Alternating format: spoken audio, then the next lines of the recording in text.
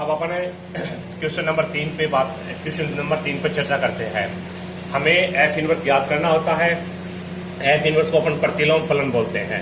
प्रतिलोम फलन के लिए एक बहुत ही आवश्यक कंडीशन होती है कि सबसे पहले हमें दिए गए फलन को एकीकृत सिद्ध करना होता है, उसके बाद में दिए गए फलन को आच्छादक सिद्ध करना है। जैसे ही अपन फंक्शन को एकीकृत और आच्छादक सिद्ध कर देते हैं तो वो फलन क्या हो जाता है, एकीकृत आच्छादक सिद्ध हो जाता है। और एकीकृत आच्छादक सिद्ध होते ही अपन ये बात लिख सकते हैं, नीचे लिखेंगे कि एफ इनवर्स विद्यमान होगा और फिर अपन एफ इनवर्स का फॉर्मूला ज्ञात करते हैं।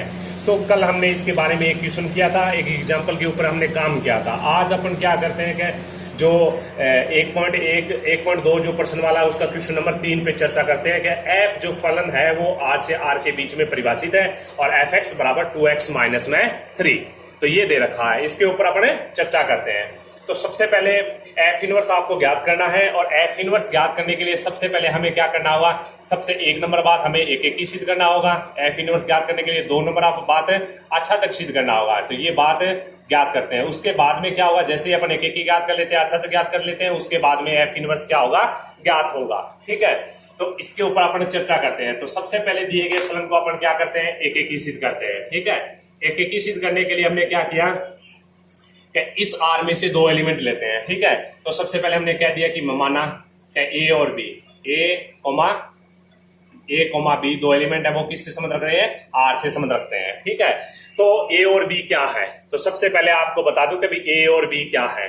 तो ए और बी क्या है, वैसे तो आर के 2 एलिमेंट हैं। अब आप ये सोच रहे होंगे कि भी ए बी क्या है, मैं ए बी क्यों लिख रहा हूं, ऐसे क्वेश्चन आपके दिमाग में आ रहे होंगे। तो सबसे पहले मैं इसको स्पष्ट कर देता हूं कि जैसे मैंने आपको, जैसे पूरी कक्षा में 20 या 25 बच्चे बैठे हैं और पूरी कक्षा में मैं ये बोल रहा हूं कि आपको कोई भी 2 संख्याएं सोचनी है। ठीक है, तो ये तो कभी पॉसिबल है ही नहीं कि मैंने पूरी क्लास को कहा कि भी 2 संख्याएं सोचनी है आपको। तो ये तो पॉसिबल है ही नहीं कि पूरी की पूरी जो क्लास के जो बच्चे हैं वो 2 संख्या सभी के सभी एक जैसी सोचेंगे, ये बात तो पॉसिबल है ही नहीं। ठीक है, तो कोई 3-5 सोचेगा, तो कोई 2-7 सोचेगा, कोई 1-3 सोचेगा, कोई 0-1 सोचेगा। ठीक है, तो सारे बच्चे अपने अपने दिमाग के हिसाब से अपने अपने मतलब के दिमाग में जो संख्याएं आ रही है वही सोचेंगे। कोई √2 पाई सोचेगा। तो जो आप सभी ने जो भी सोची है वो सारी की सारी संख्याएं जो है ना, आपने जो भी सोचा है वो क्या है, ए है और बी है। ठीक है, तो आपने जो भी सोच लिया रियल संख्या में से कोई भी 2 संख्या, वो 2 संख्या कौन है, अपनी ए और बी है। ठीक है, तो एकीकृत सिद्ध करने के लिए आपको मैंने ये भी बताया था कि सबसे पहले अपने को समुच्चय देखना होता है कि भी समुच्चय परिमित समुच्चय है या अपरिमित समुच्चय है। तो हमें दिया गया समुच्चय क्या है, आर, यानी वास्तविक संख्या दे रखी है और वास्तविक संख्या अपरिमित समुच्चय होता है। ठीक है, तो हमें दिया गया समुच्चय क्या है, अपरिमित है। अपरिमित के लिए मैंने आपको बताया था कि जब समुच्चय अपना अपरिमित हो तो हमें एकीकृत के लिए ये बात लेनी होती है कि एफ ए बराबर एफ बी, यानी 2 अवयवों के प्रतिबिंब बराबर है तो वे अवयव भी क्या होंगे, बराबर होंगे। ये बात अपने को क्या करनी है, इसमें सिद्ध करनी है। ठीक है, तो इस बात को सिद्ध करने के लिए अपन क्या करते हैं, ये बात मान लिया ए और बी 2 संख्याएं हैं वो आर से संबंध रख रही है। ठीक है, तो सबसे पहले हमने ये ले लिया कि एफ ए बराबर एफ बी, यानी 2 अवयवों के प्रतिबिंब बराबर हैं। ठीक है, अब अपन ये बात सिद्ध करेंगे क्या अवयव भी बराबर है। तो इसके लिए हमने क्या किया कि एफ ए बराबर एफ ई लेके चले, एफ ए का मान रखते हैं। अब एफ ए का मान किस प्रकार से ज्ञात करेंगे कि भी जो फलन होता है ना, एक्स बराबर ए, फलन में जो फलन दे रखा है उसमें एक्स बराबर ए रख दिया, ये जा फलन ना, इस फलन में एक्स बराबर ए रखे तो एफ ए का जो मान बनता है वो बनता है 2a माइनस में 3। तो एफ ए का मान मैंने ले लिया 2a माइनस 3 इक्वल में, इसी प्रकार इसकी जगह मैं b ले लेता हूं। तो x बराबर b रखे तो एफ बी का जो मान बनेगा वो क्या बनेगा, 2b माइनस 3 बनेगा। तो ये लिख दिया 2b माइनस 3 बन लिया। अब 3 से 3 कैंसिल हो गया। अब आगे अगर इसको सोल्व करें तो ये बनता है 2a बराबर में क्या बना, 2b, 2 से 2 फिर सोल्व हो गया। फिर आगे बात करते हैं तो a बराबर क्या बना, b बन गया। ठीक है, अब अपन क्या लेके चले थे, अपन ये बात लेके चले थे भी एफ ए बराबर एफ बी, ये बात तो अपन लेके चले थे और हमें मिल क्या रहा है, हमें मिल ये रहा है कि ए बराबर बी, और यही बात अपने को क्या करनी थी, सिद्ध करनी थी। तो अतः अपन क्या लिखेंगे कि लास्ट में ये बात लिखेंगे नीचे, क्या 2 अवयवों के प्रतिबिंब बराबर हैं तो वे अवयव भी बराबर हैं, अतः फलन एकीकृत है। ठीक है, अब ये बात आ गई एकीकृत। जैसे ही हमने एकीकृत सिद्ध कर दिया तो उसके बाद में अपन क्या लिखेंगे, आच्छादक सिद्ध करेंगे। तो आच्छादक सिद्ध करने के लिए हमने क्या किया, ये ले लिया, हमने क्या ले लिया, आच्छादक ले लिया। ठीक है, तो आच्छादक सिद्ध करने के लिए हमने ये बात ले ली और ये बात कह दिया कि प्रत्येक जो y है वो किससे संबंध रखता है, r से। ठीक है, तो आपको ये बात दिमाग में पहले से ही रखनी है कि x हमेशा इस r से संबंध रखता है और y जो लिखते हैं अपन वो हमेशा इस r से संबंध रखता है। ठीक है, तो आच्छादक ले लिया, आच्छादक में ये बात लिख दी प्रत्येक y है वो संबंध रखता है r से। तो आच्छादक भी किस तरीके से काम किया जाता है, आच्छादक भी समुच्चय के ऊपर डिपेंड करता है, कभी समुच्चय परिमेय समुच्चय दे रखा है या अपरिमेय समुच्चय। चूंकि यहाँ क्या है, परिमेय समुच्चय दे रखा है, तो परिमेय समुच्चय दे रखा है तो इसके लिए अपन क्या करते हैं, आच्छादक कि जो परिमेय समुच्चय के लिए जो मैंने काम बताया वो करना है। अब परिमेय समुच्चय नहीं, अपरिमेय समुच्चय के लिए जो काम बताया वही करना है। तो अपरिमेय समुच्चय के लिए मैंने ये बताया था कि सबसे पहले फंक्शन जो होता है उसको y बराबर लिखना है। तो fx बराबर मैंने लिख दिया 2x - 3, इसको थोड़ा सा सही लिख देते हैं, y बराबर लिख दिया मैंने 2x - 3। अब यहाँ पे y बराबर लिखा हुआ है, y बराबर, अब आपको इसी चीज को सरल करके x बराबर लिखना होता है। ठीक है, तो y बराबर लिखा हुआ है तो यहां से सरल करके अपन x बराबर लिखेंगे, इसलिए अपन क्या करेंगे, y + 3 लिख दिया, बराबर में क्या हुआ 2x हुआ। तो यहां से x का मान निकाले तो x बराबर बनता है y + 3 बटे में 2 बनता है। और प्रत्येक y किससे संबंध रख रहा है, अपना r से संबंध रख रहा है। ठीक है, तो प्रत्येक है ना y किससे संबंध रख रहा है, r से संबंध रख रहा है। अब अपना क्या है, अब आपको क्या करना है, प्रत्येक y पर, इसका मतलब होता है प्रत्येक, और y संबंध रखता है r से, यानी प्रत्येक r की संख्या लेनी है, r की प्रत्येक संख्या लेनी है। और प्रत्येक संख्या के लिए कौन बनेगा, अपना y का मान बनेगा, y का मान इसमें रखेंगे और y का मान जैसे ही रखेंगे इसमें तो हमें किसका मान मिलेगा, x का मान मिलेगा, और जो x का मान मिल रहा है वो इस r में होना जरूरी है।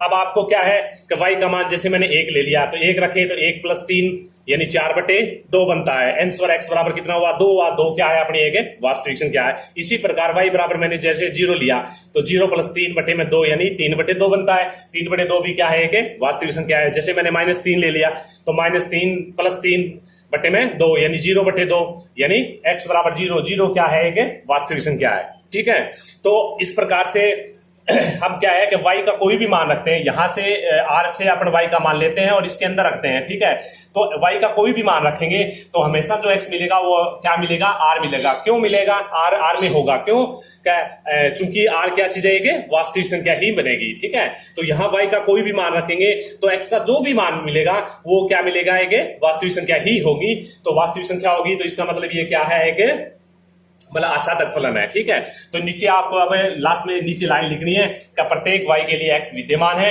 अतः फलन क्या है, आच्छादक है। ठीक है, प्रत्येक y के लिए x विद्यमान है, अतः फलन क्या है, आच्छादक है। तो हमने क्या किया कि फलन को एक भी सिद्ध कर दिया और आच्छादक भी हमने सिद्ध कर दिया है। ठीक है, तो अब अपन लास्ट में ये नीचे और लिखेंगे, कहता है दिया गया फलन क्या है, एक आच्छादक फलन है, f इनवर्स विद्यमान होगा। ठीक है, तो f इनवर्स विद्यमान होगा उसका पता हमें चल गया है, क्योंकि फंक्शन को हमने एक भी सिद्ध कर दिया और आच्छादक भी सिद्ध कर दिया है।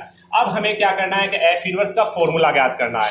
तो f इनवर्स का फॉर्मूला ज्ञात करने के लिए मैंने क्या लिखा था, देखिए लास्ट में मैंने ये निकाला था x बराबर में y + 3 बटे में 2 ये निकाला था, जहां प्रत्येक y किससे संबंध रखता है, r से संबंध रखता है। अब मैंने आपको ये बताया था कि इसी फॉर्मूले को इसी चीज को अपन काम में लेते हैं। ठीक है, तो f इनवर्स का जो सूत्र है वो ज्ञात कर रहे हैं अपन।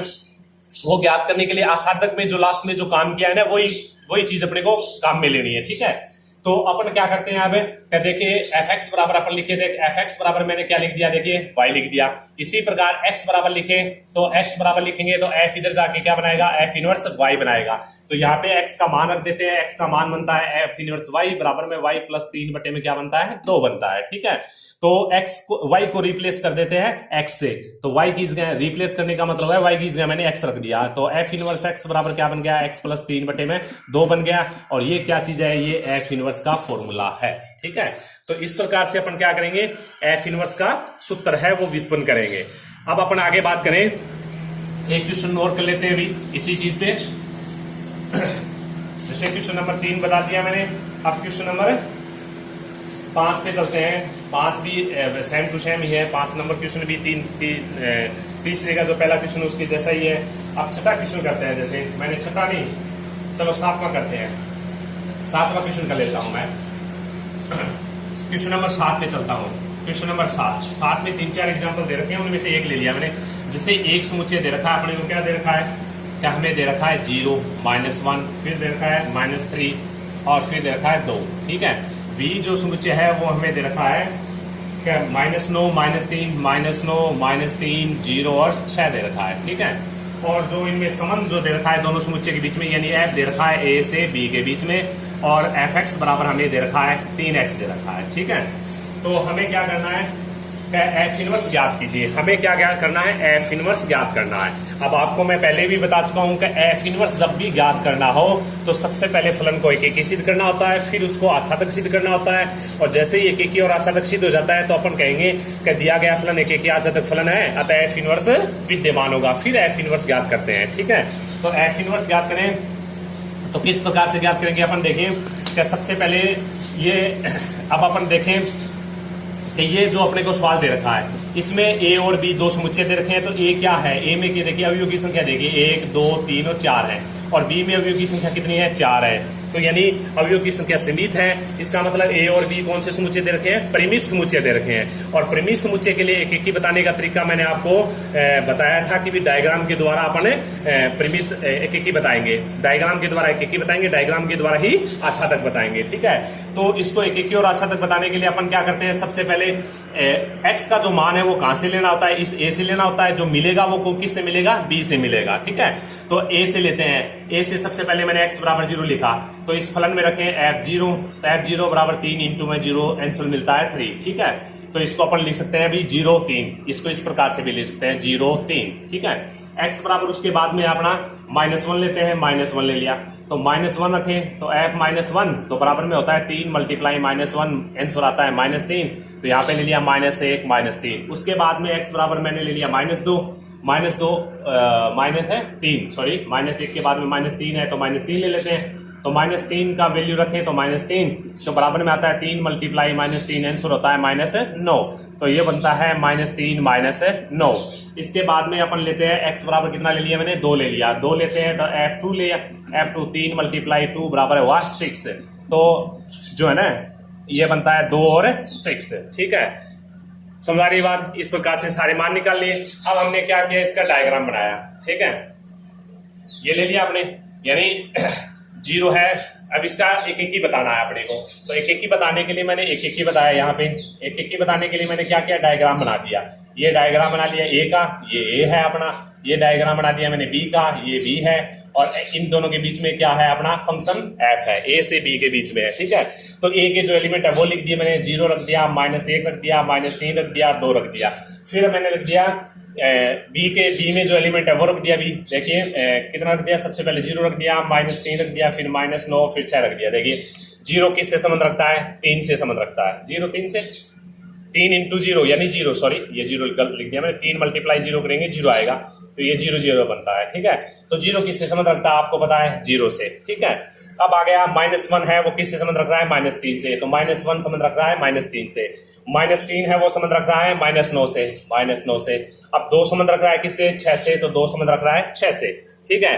तो अब क्या है कि एक ही में हमें क्या करना है, इसका एक अवयव इसके एक ही अवयव से क्या रखता है, संबंधित होता है, ठीक है। तो यही बात हो रही है यहाँ पे। देखिए इसका एक एलिमेंट यानी 0 से संबंध रख रहा है, -1 -3 से, -3 -9 से, 2 6 से, यानी एक अवयव एक ही अवयव से संबंध रख रहा है, इसलिए दिया गया फलन क्या है, एक ही फलन है। ये बात शायद समझ में आ गई होगी। अब अपन एक ही, तो इसको हमने सिद्ध कर दिया है। अब अपन मतलब आच्छादक की अगर बात करें तो आच्छादक में भी वही बात है। तो दिया गया समुच्चय क्या है, परिमित समुच्चय है, और परिमित समुच्चय को अपन किसके द्वारा बताते हैं, डायग्राम के द्वारा बताते हैं, ठीक है। तो डायग्राम आच्छादक की जो परिभाषा है वो क्या कहती है कि यदि f है, a से b के बीच में कोई फलन है वो आच्छादक फलन कहलाएगा यदि समुच्चय b का प्रत्येक अवयव समुच्चय a के अद्वितीय अवयव से क्या हो, समुच्चय b का प्रत्येक अवयव समुच्चय b का प्रत्येक अवयव समुच्चय a के किसी न किसी अवयव का क्या होना चाहिए, प्रतिबिंब होना चाहिए, ठीक है। तो यानी b का प्रत्येक अवयव, इस अवयव की बात करें तो 0 का प्रतिबिंब, पूर्व प्रतिबिंब 0 का पूर्व, देखिए इस 0 का प्रतिबिंब तो 0 होता है, 1 का प्रतिबिंब -3 है, -3 का प्रतिबिंब -9। इसी प्रकार से 0 का जो पूर्व प्रतिबिंब कितना है, 0 है, -3 का पूर्व प्रतिबिंब -1 है, -9 का पूर्व प्रतिबिंब क्या है, -3 है, 6 का पूर्व प्रतिबिंब कितना है 2 है, यानी बी का प्रत्येक अवयव ए के किसी न किसी अवयव का क्या है प्रतिबिंब है, इसका प्रत्येक अवयव प्रतिबिंब है, तो इसका मतलब ये फलन क्या है आच्छादक है। अतः ये क्या है कि ये जो पूरा का पूरा फलन हमने क्या सिद्ध कर दिया है, एकेकी भी सिद्ध कर दिया है और आच्छादक भी सिद्ध कर दिया है। तो एकेकी और आच्छादक है, अतः एफ इनवर्स क्या होगा विद्यमान होगा। अब अपन एफ इनवर्स को ज्ञात करने की कोशिश करते हैं, ठीक है। तो एफ इनवर्स को ज्ञात करने का तरीका इस कंडीशन पे क्या होता है कि देखिए एफ क्या बन रहा है अपना, एफ ये बन रहा है देखिए 0 0 क्योंकि संबंध आ रहा था, फिर क्या बन रहा था -1 -3, ठीक है, और फिर बन रहा था -3 -9, ठीक है, और फिर हो रहा था अपना 2 और 6, ठीक है। तो एफ इनवर्स आपको पता है कि एफ जो होता है वो तो क्या होता है ए से बी के बीच में होता है, और एफ इनवर्स क्या होता है बी से ए के बीच में होता है, यानी इसको उल्टा करना होता है। तो सेम प्रोसेस मैंने यहाँ पे जो डेफिनेशन बताई थी प्रतिलोम की, उसमें मैंने बताया भी था आपको किस प्रकार से किसके एलिमेंट लेने होते हैं। इसमें जो एलिमेंट बनेंगे जो क्रमिक युग्म बनाएंगे तो एक्स वाई बनेगा, और इसमें जो क्रमिक युग्म बनाएंगे वो बनेगा वाई एक्स, यानी इसका उल्टा करते हैं, ठीक है। तो सेम बात है कि एफ का जो क्रमिक युग्म बनाए, इसका जो एफ का जो समुच्चय बनाए, जो अवयवों के बीच में जो संबंध है उनका समुच्चय बनाते हैं, तो ये समुच्चय बनता है। तो एफ इनवर्स का समुच्चय क्या बनेगा, एफ इनवर्स का ये बनेगा कि इसका उल्टा लेना है कि 0 को पहले लिख दिया, 0 को बाद में लिख दिया, -3 को पहले लिख दिया, -1 को बाद में लिख दिया, इसी प्रकार -9 को पहले लिख दिया, -3 को बाद में लिख दिया, फिर उसके बाद में 6 को पहले लिख दिया और 2 को बाद में लिख दिया, ठीक है। तो ये एफ इनवर्स क्या हो गया विद्यमान हो गया, ठीक है। तो बाकी जो कुछ क्वेश्चंस जो बचे हैं इनके ऊपर आधारित है, वो सवाल निकालने की कोशिश करें। बाकी 1-2 एग्जांपल मैं आपको कल और बता दूंगा, ठीक। ओके, धन्यवाद।